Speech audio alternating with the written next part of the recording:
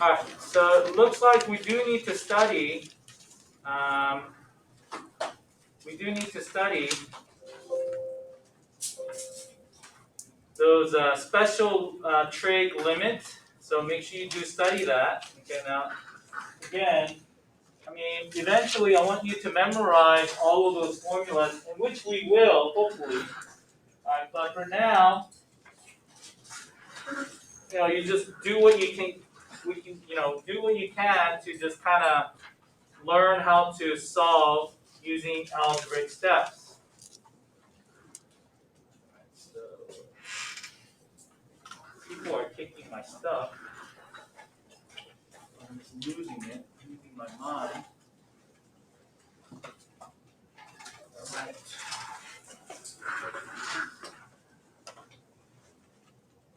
So this is number 2.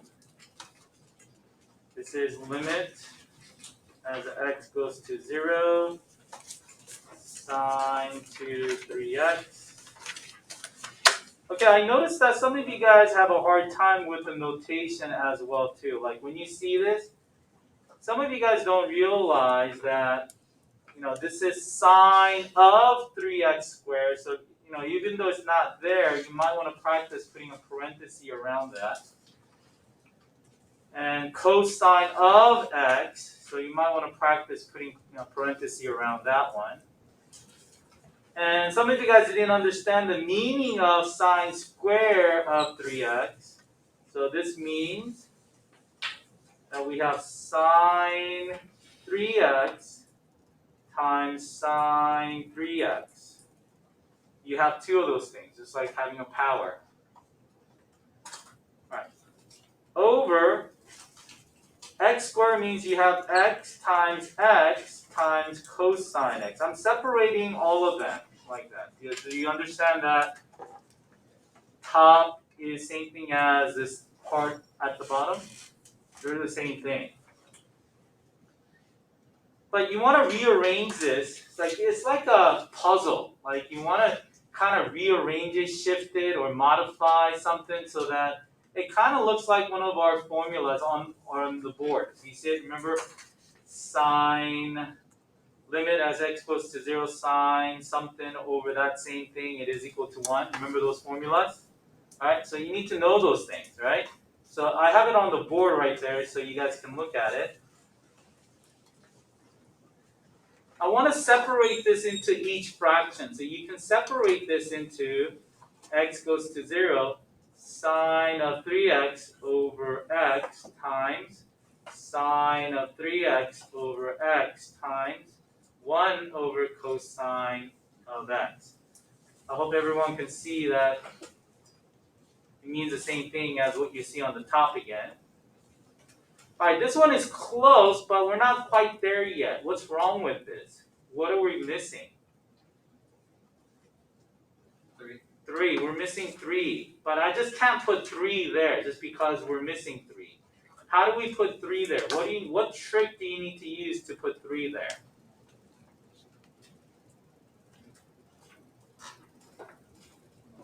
Multiply top and bottom by 3 and 3. That's what you need to do. You need to multiply top and bottom by 3 and 3. What about over here? The same. Same thing. I need to multiply this one by 3 over 3. All right, what about this one? Is there such a formula with 1 over cosine x? Is that one of our choices? No. So this one you just leave it alone. So now we have limit x goes to 0. Sine of 3x over, I'm going to borrow this 3 and put it in the front. So that's 3x and 3 over 1 times sine of 3x and 3x, same thing. I'm going to borrow this 3 and put it in the front. And then 3 over 1 times 1 over cosine of x.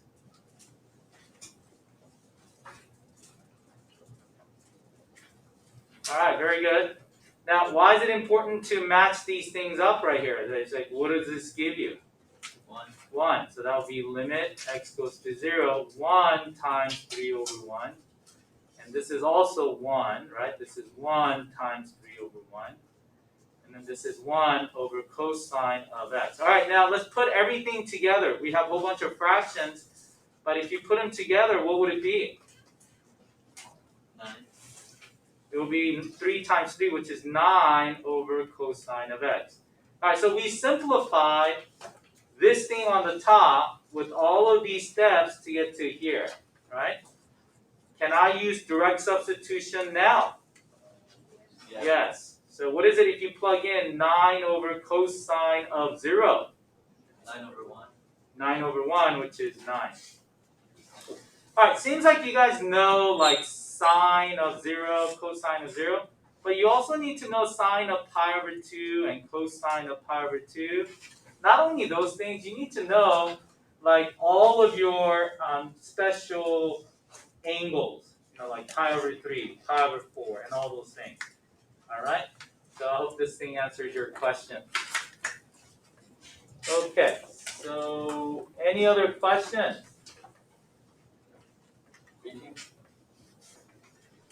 Our next question is 18. Now, calculus. It is so important to know how to come up with a tangent line and a perpendicular line.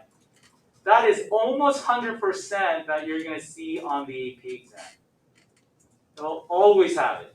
Either parallel line, or tangent line, or perpendicular line. In calculus, our perpendicular lines are called something else. We call it perpendicular lines up to this point, but in calculus, we call it normal line. How many of you guys heard of normal line? Yeah. Usually, if you take physics, they use the normal line. The normal line means perpendicular. Okay, it's the same thing. So this is number 18. It says perpendicular.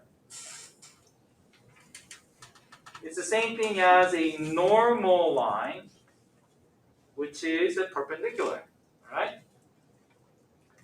But you don't see the word normal here, but you're going to see normal later on, okay, in your textbook. And by the way, we're not going to use our textbook till we finish our chapter 1 exam. You see that? So we're not going to use our book till about Wednesday, okay? So it says you want to write, this is integrated 1 question. Did you know that? This is what you did in integrated 1. So if you have an equation, which is 3x minus 4y is equal to 12, you want to find a perpendicular line through this point, negative 3, comma 1.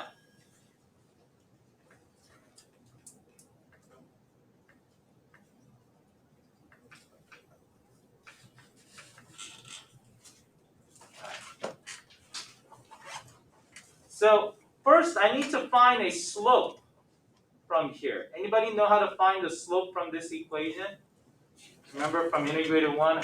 This is a line. How would you find the slope from this equation? Yes? You isolate y. Yeah, you isolate y. So you rearrange it. So this is negative 4y is equal to negative 3x plus 12. And you divide it by negative 4, negative 4, negative 4. Y is equal to 3 over 4x minus 3. All right, so do you guys remember this? Isolate y by itself. And where is your slope? 3 over 4 is your slope. This is your slope.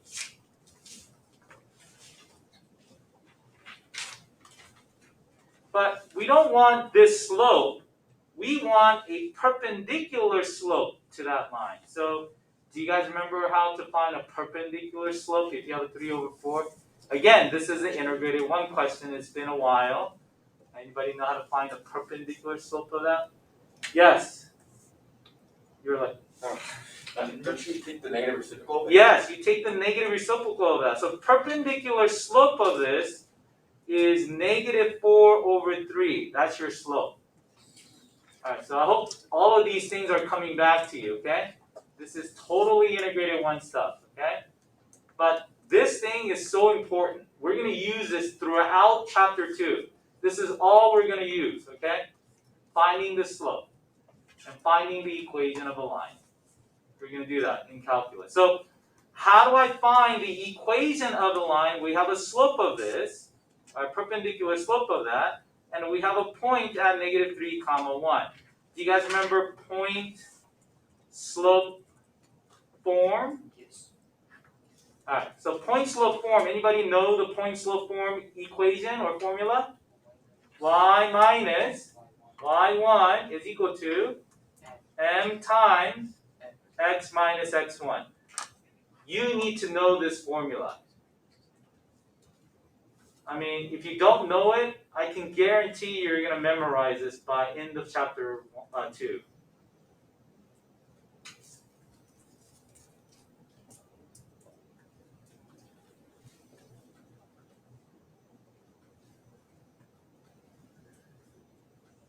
Alright, so you just have to plug it in. This is x1, y1, and this is m. So this is y minus 1 is equal to negative 4 over 3, and x plus 3. Alright, you can leave your answer like this, or you can simplify a little bit more by distributing and then rearranging it. But actually in calculus, this format is actually pretty good. You can leave it like this without changing anything. Okay? So if you see a different version of this answer, most likely because they simplified it. Do you understand what I'm trying to tell you guys? Alright. So that's number 18. I'm going to pause this. I don't know if you guys have more questions or not.